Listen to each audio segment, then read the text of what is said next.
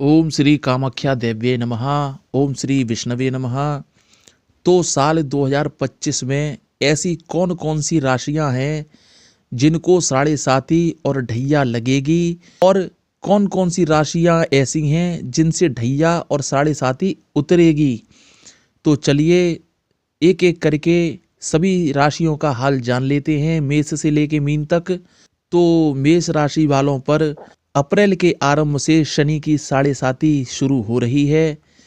अप्रैल के आरंभ से मेष राशि वाले अगले 7.5 वर्ष तक शनि की कठोर न्याय व्यवस्था से होकर गुजरेंगे, इस बात का आपको ध्यान रखना है।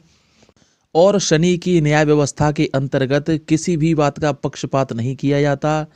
शनि की दृष्टि सभी के लिए समान होती है, ये बात आपको नहीं भूलनी है। एक बात मैं आपको सबसे पहले ये बता दूं, 12 राशियों में से जरूरी नहीं है कि सभी राशियों पर साढ़े साती और ढैया लगे।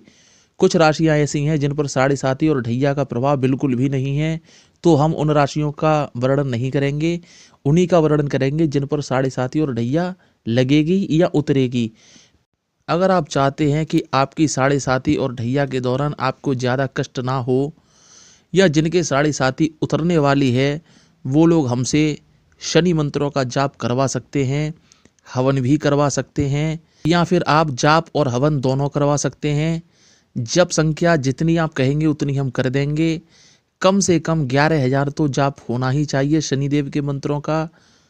फिर भी आपकी जितनी इच्छा हो, 30,000, 50,000, 51,000, 1.25 लाख का जाप उतना हम कर देंगे। सभी की दक्षिणा अलग अलग रखी गई है। डिस्क्रिप्शन में नंबर दिया है, मैसेज करें, फ़ोन ना करें। संपूर्ण जानकारी आपको मैसेज के माध्यम से ही दी जाएगी। और पूजा पाठ का संपूर्ण वीडियो भी बनाकर आपको भेजा जाएगा, इससे आपको विश्वास हो सके कि हाँ, आपके लिए पूजा पाठ किया गया है।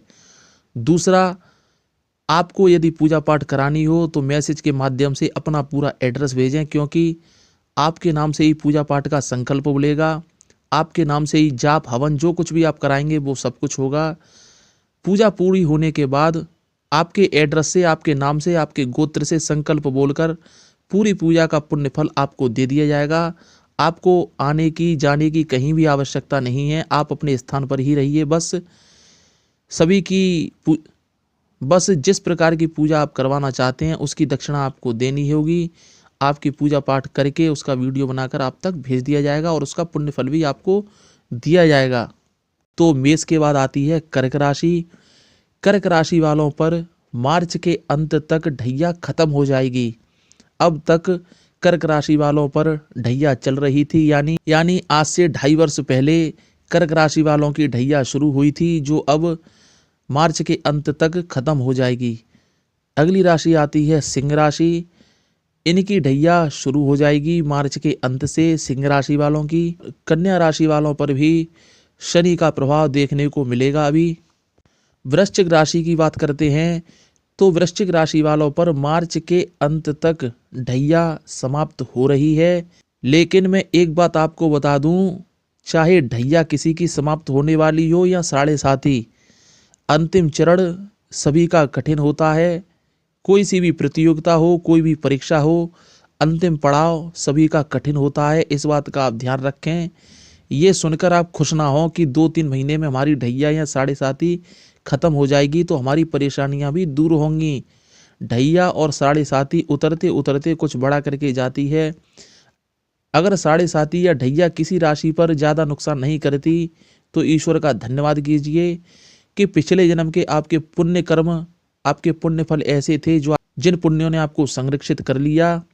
तो वैसे तो ढैया और साढ़े साती का अंतिम पड़ाव कठिन होता है, इस बात को भूलना नहीं है आपको। धनु राशि वालों की ढैया शुरू हो रही है। धनु राशि वालों की ढैया मार्च के अंत से शुरू हो जाएगी, जो अगले 2.5 वर्ष तक चलेगी। मकर राशि वालों की साढ़े साती मार्च के अंत तक खत्म हो रही है।